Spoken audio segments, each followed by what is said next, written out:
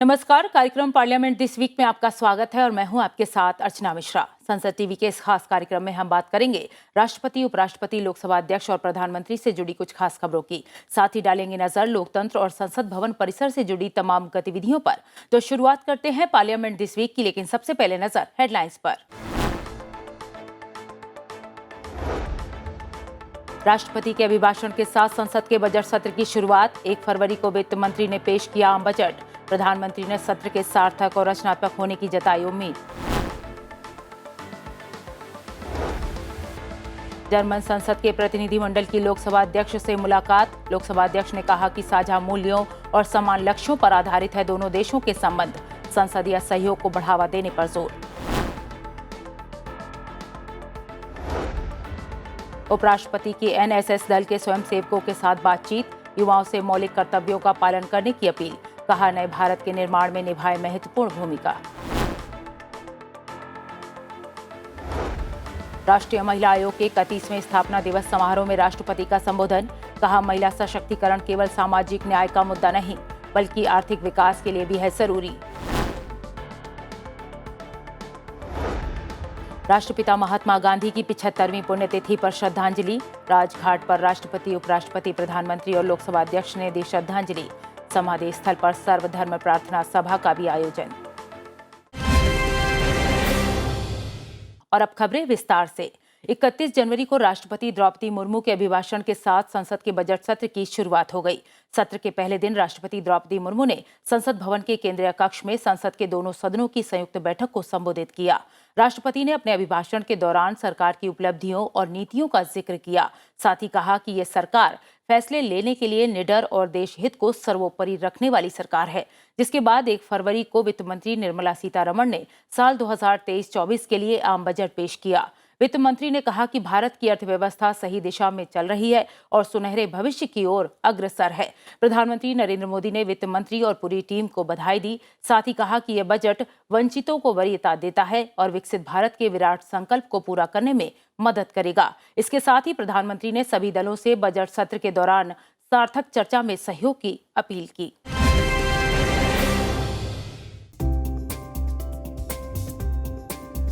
इकतीस जनवरी को राष्ट्रपति द्रौपदी मुर्मू के अभिभाषण के साथ संसद के बजट सत्र की शुरुआत हो गई। राष्ट्रपति द्रौपदी मुर्मू ने संसद भवन के केंद्रीय कक्ष में संसद के दोनों सदनों की संयुक्त बैठक को संबोधित किया। राष्ट्रपति द्रौपदी मुर्मू ने अपने अभिभाषण में सरकार की उपलब्धियों और नीतियों का जिक्र किया। उन्होंने कहा कि भारत में मजबूत इच्छा शक्ति वाली सरकार है जो बिना डरे काम कर रही है।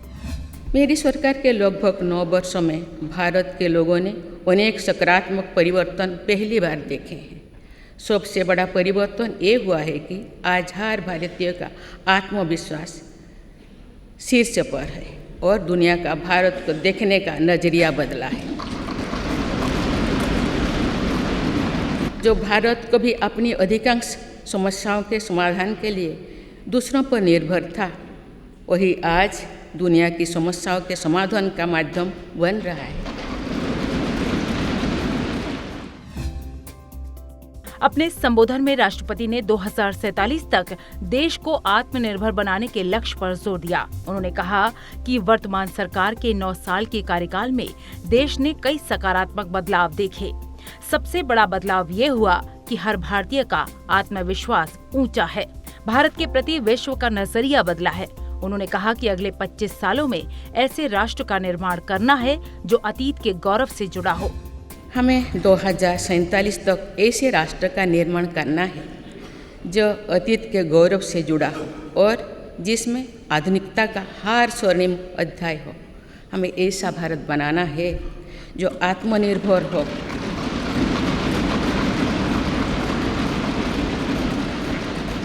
और जो अपने मानवीय दायित्वों का पूरा करने के लिए भी समर्थ हो। ऐसा भारत हो जिसमें गरीबी ना हो, जिसका मध्यम वर्ग भी वैभव से युक्त हो। ऐसा भारत हो जिसकी युवा शक्ति और नारी शक्ति समाज और राष्ट्र को दिशा देने के लिए सबसे आगे खड़े हो, जिसके युवा समय से 2 कदम आगे चलते हो। ऐसा भारत जिसकी विविधता और अधिक उज्जवल हो, जिसकी एकता और अधिक अटल हो।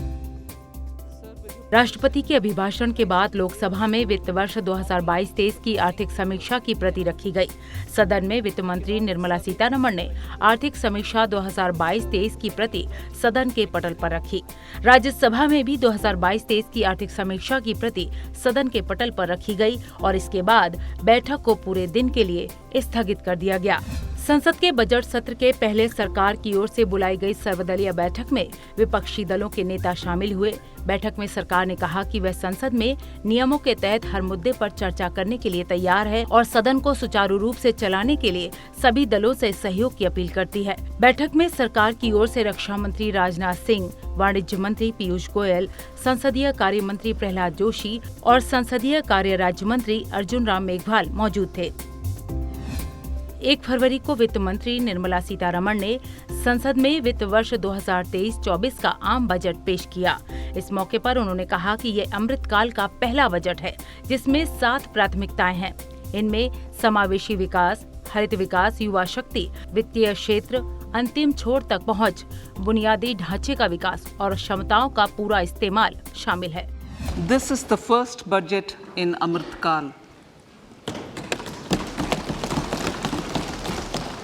This budget hopes to build on the foundation laid in the previous budget and the blueprint drawn for India at 100.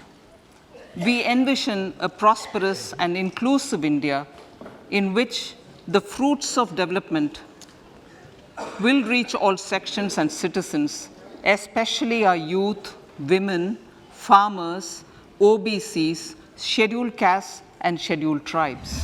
Budget पेश किए जाने के बाद प्रधानमंत्री नरेंद्र मोदी ने वित्त मंत्री और उनकी टीम को इस ऐतिहासिक बजट के लिए बधाई दी।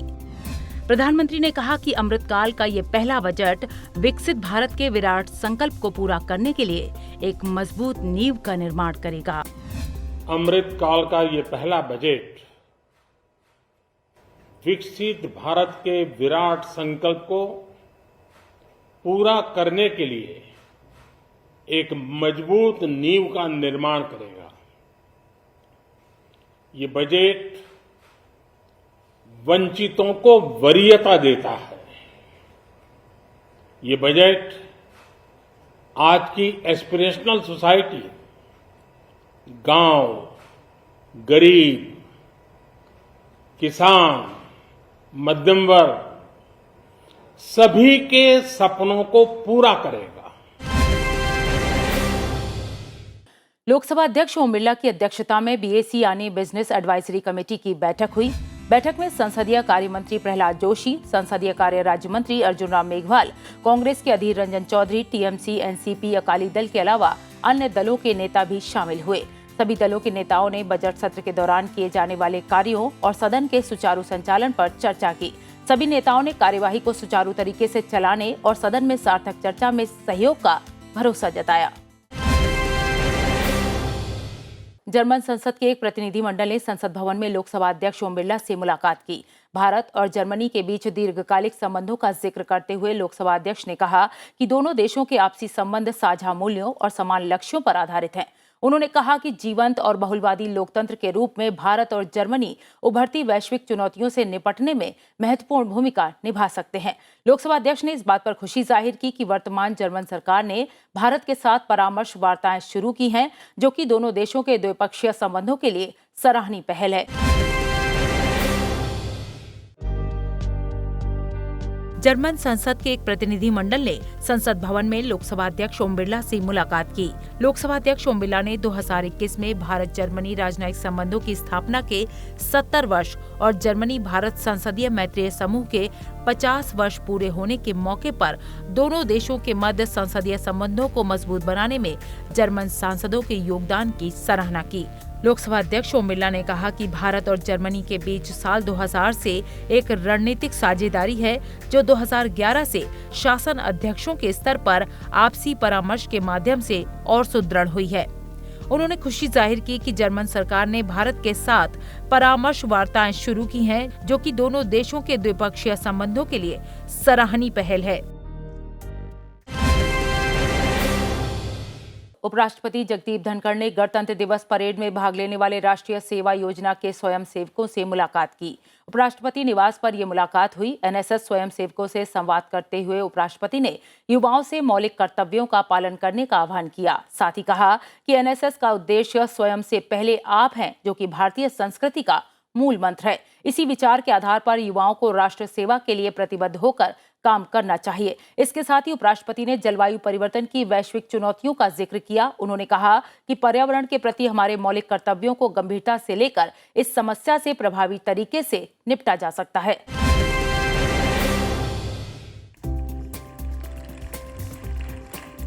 उपराष्ट्रपति जगदीप धनखड़ ने इस साल के गणतंत्र दिवस परेड में हिस्सा लेने वाले राष्ट्रीय सेवा योजना यानी एनएसएस के स्वयंसेवकों से मुलाकात की।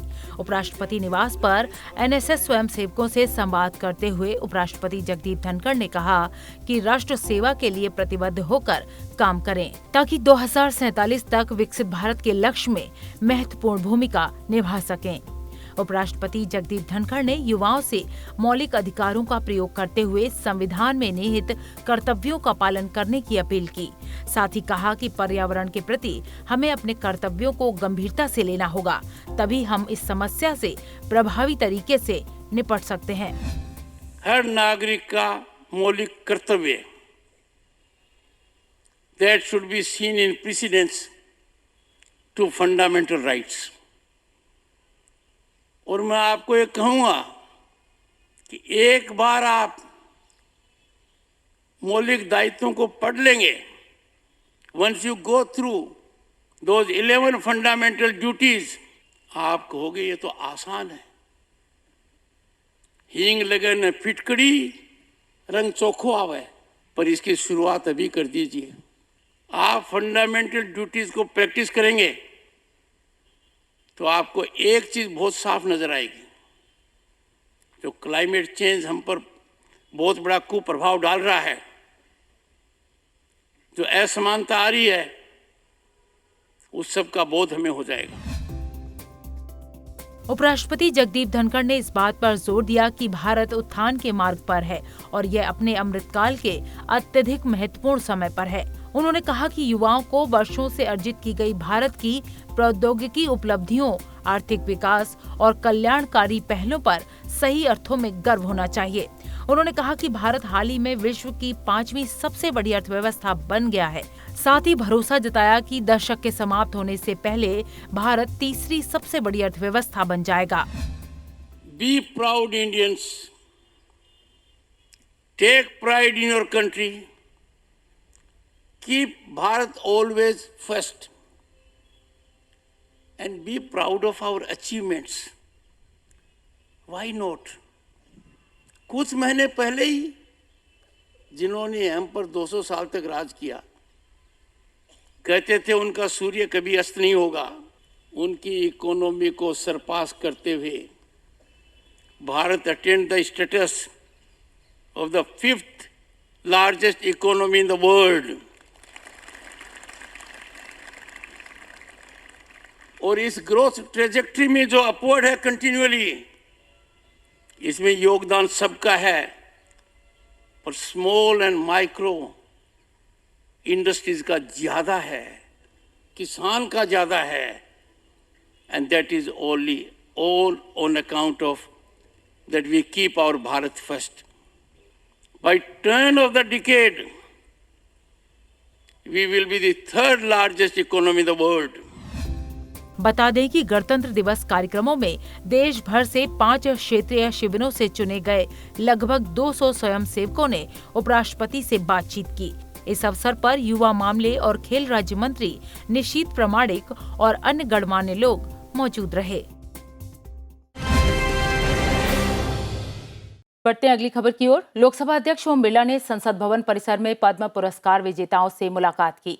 लोकसभा अध्यक्ष ने कहा कि महानगरों से लेकर सुदूर गांवों तक पद्म पुरस्कार से अलंकृत इन विभूतियों ने पर्यावरण संरक्षण, महिला सशक्तिकरण, बालिका शिक्षा, नशा मुक्ति सहित समाज के कई क्षेत्रों में नई क्रांति ला दी है। तमाम मुश्किलों के बावजूद देश में सामाजिक आर्थिक बदलाव के लिए विजेताओं द्वारा किए गए प्रयास सराहनीय है। बता दें कि कार्यक्रम का उद्देश्य संसद सदस्यों को उन सर्वोत्तम कार्यों से अवगत कराना रहा कि जिससे कि वे उन मॉडल को अपने संसदीय क्षेत्रों में विकास कार्यों के लिए अपना सकें।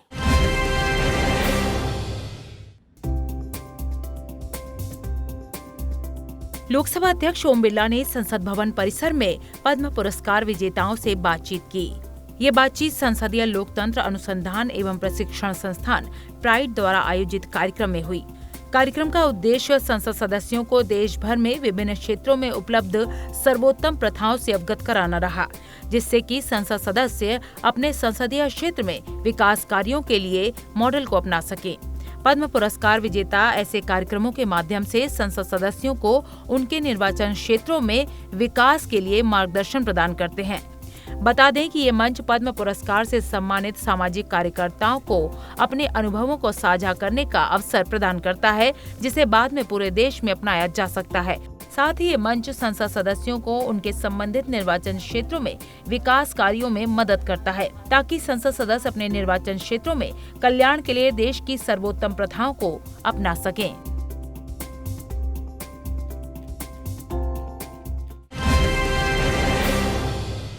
तो कार्यक्रम पार्लियामेंट दिस वीक में वक्त हो गया है एक ब्रेक का। ब्रेक के बाद भी खबरों का सिलसिला जारी है, बने रहिए।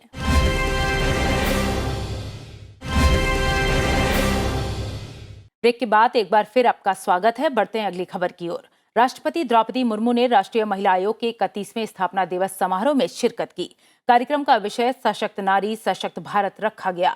इसका उद्देश्य उन महिलाओं की सफलता को पहचान दिलाना रहा जिन्होंने उत्कृष्ट कार्य किए हैं। समारोह को संबोधित करते हुए राष्ट्रपति ने कहा कि महिला शक्ति के बिना आत्मनिर्भर भारत का सपना साकार नहीं हो सकता। उन्होंने आर्थिक रूप से महिलाओं को सशक्त करने पर जोर दिया। साथ ही कहा कि महिला सशक्तिकरण केवल सामाजिक न्याय का मुद्दा नहीं है, बल्कि ये आर्थिक विकास के लिए भी जरूरी है। राष्ट्रपति ने इस बात पर खुशी जताई कि राष्ट्रीय महिला आयोग अपने निरंतर प्रयासों के माध्यम से लैंगिक समानता और सशक्तिकरण के लिए प्रतिबद्ध है। उन्होंने सभी महिलाओं से दृढ़ संकल्प के साथ आगे बढ़ने और अपने अधिकारों के प्रति जागरूक रहने को कहा।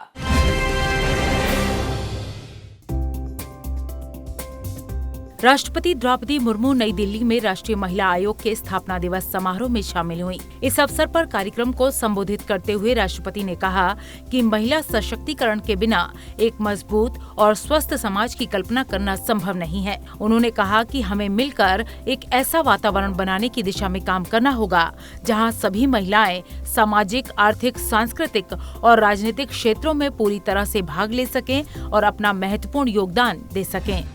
महिला शक्ति के बिना एक सशक्त और स्वस्थ समाज की परिकल्पना संभव ही नहीं हो सकता। स्त्री को केवल पूजा यज्ञ मान लेना और कह देना काफी नहीं है। आज 21वीं सदी में महिलाएं सार्वजनिक और निजी जीवन में आगे बढ़कर विभिन्न क्षेत्रों में उपलब्धियां हासिल कर रही है।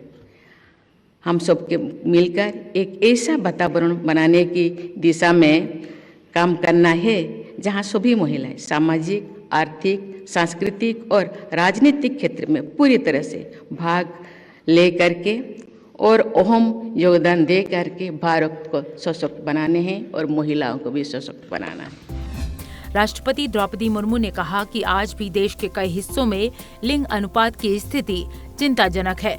उन्होंने जोर देकर कहा कि इस स्थिति को बदलने की जिम्मेदारी केवल सरकार की ही नहीं बल्कि पूरे समाज की है।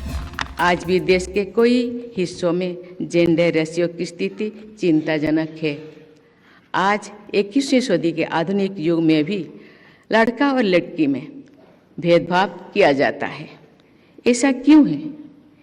ये हम सबको सोचना है और इसका उत्तर हम सबको ढूंढना है। इस साल की थीम रही सशक्त नारी सशक्त भारत। बता दें कि राष्ट्रीय महिला आयोग की स्थापना जनवरी 1992 में राष्ट्रीय महिला आयोग अधिनियम 1990 के तहत एक वैधानिक निकाय के रूप में की गई थी। इसकी स्थापना महिलाओं के लिए संवैधानिक और कानूनी सुरक्षा से संबंधित मामलों की समीक्षा करने, कानूनी सुधारों के उपायों की सिफारिश करने, शिकायतों के लिए निवारण की सुविधा, महिलाओं को प्रभावित करने वाली नीतियों पर और सरकार को सलाह देने के लिए की गई थी। लोकसभा अध्यक्ष ओम बिरला ने जयपुर में राजस्थान मसाला संघ इंटरनेशनल बिजनेस मीट का शुभारंभ किया। कार्यक्रम को संबोधित करते हुए लोकसभा अध्यक्ष ने राजस्थान को मसाला उत्पादन की धरती बताते हुए कहा कि देश के 25% से ज्यादा मसाले के उत्पादन में राजस्थान का बड़ा योगदान है। उन्होंने कहा कि देश की अर्थव्यवस्था कृषि पर आधारित है और मसाला उद्योग भी कृषि पर निर्भर है। इसीलिए 2 दिन के इस सम्मेलन का केंद्र किसान यानी मसालों के उत्पादक पर रहा। उन्होंने ग्रामीण क्षेत्रों से किसानों के पलायन पर चिंता जताते हुए कहा कि इसे रोकने के लिए गांवों के आसपास ही उद्योग लगाकर ग्रामीणों को रोजगार उपलब्ध करवाना होगा और इस काम में राजस्थान मसाला संघ बड़ी भूमिका निभा सकता है। लोकसभा अध्यक्ष ओम बिरला ने Rajasthan association of spices Jaipur द्वारा आयोजित इंटरनेशनल बिजनेस मीट को संबोधित किया।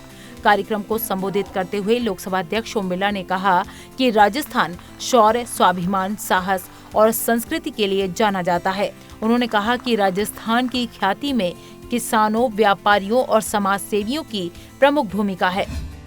मुझे बहुत प्रसन्नता हुई कि आपने राजस्थान की शौर्य की धरती, वीरता की धरती, त्याग तपस्या की धरती, सेवा समर्पण की धरती, लेकिन आज आपने देश और दुनिया को बता दिया कि ये मसाला प्रोडक्शन की बड़ी धरती है। और मुझे खुशी है कि भारत का 25% से ज़्यादा मसाला कल्टीवेशन में, प्रोसेस में, पैकिंग में और उसके बाद उसके एक्सपोर्ट में राजस्थान की इस धरती का बहुत बड़ा योगदान है। लोकसभा अध्यक्ष ने खुशी जाहिर करते हुए कहा कि आज राजस्थान के मसाले दुनिया में प्रसिद्ध हैं। बदलते समय में परंपरागत खेती के साथ साथ जैविक खेती और प्राकृतिक खेती पर जोर देते हुए लोकसभा अध्यक्ष ने कहा कि आने वाले समय में राजस्थान को मसाला उत्पादन का हब बनाने की जरूरत है। जब तक हम वैल्यू एडिशन किसी भी खाद्यान्न की हो या मसाले की हो या अन्य कोई भी जो धरती से उगता है, उसका भी बहुत बड़ा प्रोडक्शन का आने वाले समय में राजस्थान बनता जा रहा है। और जब हम इस वैल्यू एडिशन करने की इंडस्ट्रीज को गांव में लगाना शुरू करेंगे, ग्रामीण इलाकों के अंदर शुरू करेंगे, तो हमारी ग्रामीण अर्थव्यवस्था भी मजबूत होगी और किसान की आर्थिक स्थिति भी मजबूत होगी। क्योंकि बदलते भारत के अंदर जहां हम परंपरागत खेती करते हैं, इस परंपरागत खेती के साथ जैविक खेती के रूप में हम कदम बढ़ा रहे हैं, प्राकृतिक खेती के रूप में अपना कदम बढ़ा रहे हैं, लेकिन उसके साथ साथ हमें मसाला प्रोडक्शन का भी हब बनाने की आवश्यकता है। कार्यक्रम के दौरान राजस्थान एसोसिएशन ऑफ स्पाइसेस के अध्यक्ष, निदेशक और अन्य गणमान्य लोग मौजूद रहे। 30 जनवरी को राष्ट्रपिता महात्मा गांधी की 75वीं पुण्यतिथि पर उन्हें श्रद्धांजलि दी गई। राजघाट में बापू की समाधि पर राष्ट्रपति, उपराष्ट्रपति, प्रधानमंत्री और लोकसभा अध्यक्ष समेत कई केंद्रीय मंत्रियों और सांसदों ने महात्मा गांधी को श्रद्धांजलि अर्पित की। इस मौके पर राजघाट में सर्वधर्म प्रार्थना सभा का भी आयोजन किया गया, जिसमें महात्मा गांधी के प्रिय भजन गाए गए। प्रार्थना सभा में कई स्कूलों के छात्रों और विभिन्न वर्ग के लोगों ने भी हिस्सा लिया। राष्ट्रपिता महात्मा गांधी की पुण्यतिथि के मौके पर राष्ट्रपति द्रौपदी मुर्मू, उपराष्ट्रपति जगदीप धनखड़, प्रधानमंत्री नरेंद्र मोदी और लोकसभा अध्यक्ष ओम बिरला ने दिल्ली के राजघाट में राष्ट्रपिता महात्मा गांधी के समाधि स्थल पर श्रद्धांजलि अर्पित की। राजघाट में आयोजित किए गए विशेष कार्यक्रम में रक्षा मंत्री राजनाथ सिंह, शहरी विकास मंत्री हरदीप सिंह पुरी समेत कई केंद्रीय मंत्रियों, सांसदों और नेताओं ने महात्मा गांधी को श्रद्धांजलि अर्पित की। महात्मा गांधी की पुण्यतिथि के मौके पर राजघाट पर सर्वधर्म प्रार्थना सभा का भी आयोजन किया गया। लोकसभा अध्यक्ष ओम बिरला ने ट्वीट के जरिए कहा कि बापू के विचारों ने सर्वोदय की भावना को सशक्त किया। उनके दर्शन में सबकी भलाई निहित थी, जिससे वैश्विक स्तर पर मानवतावाद को नई दिशा मिली। उनके सिद्धांत हमेशा हमारे लिए पथ प्रदर्शक रहेंगे। उपराष्ट्रपति जगदीप धनखड़ ने ट्वीट के जरिए कहा कि महात्मा गांधी जी के जीवन और विरासत को उनकी पुण्यतिथि शहीद दिवस के पावन अवसर पर शत-शत नमन। उन्होंने ट्वीट के जरिए लिखा कि अपने स्वतंत्रता सेनानियों के अनगिनत बलिदानों को याद करें और एक मजबूत और अखंड भारत के निर्माण के लिए खुद को फिर से समर्पित करें। महान स्वतंत्रता सेनानी और अग्रणी समाज सुधारक लाला लाजपत राय की जयंती के मौके पर संसद भवन के केंद्रीय कक्ष में पुष्पांजलि अर्पित की गई। राज्यसभा के उपसभापति हरिवंश, राज्यसभा में नेता प्रतिपक्ष और कांग्रेस के राष्ट्रीय अध्यक्ष मल्लिकार्जुन खड़गे समेत कई सांसदों और पूर्व सांसदों ने केंद्रीय कक्ष में लाला लाजपत राय के चित्र पर श्रद्धासुमन अर्पित कर उन्हें याद किया। इस मौके पर राज्यसभा महासचिव पीसी मोदी और अन्य वरिष्ठ अधिकारी भी मौजूद रहे।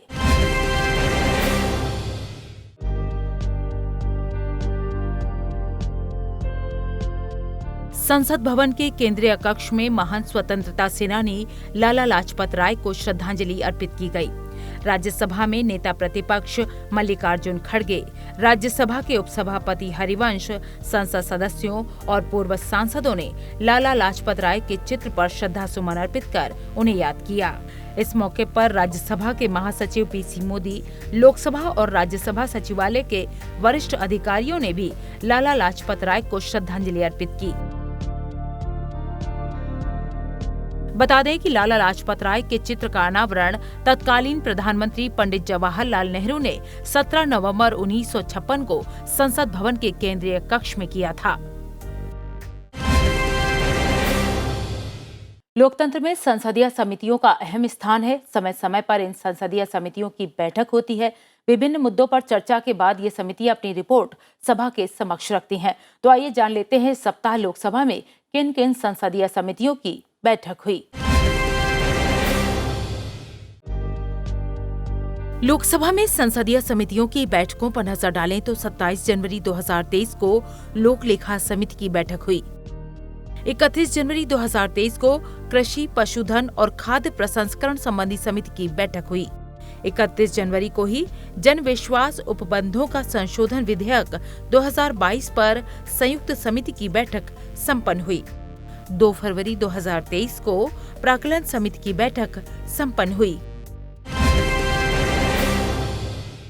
तो कार्यक्रम पार्लियामेंट दिस वीक में इतना ही, लेकिन जाने से पहले एक जरूरी बात, आप इस कार्यक्रम को संसद टीवी के YouTube चैनल पर भी देख सकते हैं। हमें आपके फीडबैक का इंतजार रहेगा। अगले हफ्ते फिर मिलेंगे लोकतंत्र और संसद से जुड़ी अहम खबरों के साथ। तब तक के लिए मुझे दीजिए इजाजत। नमस्कार।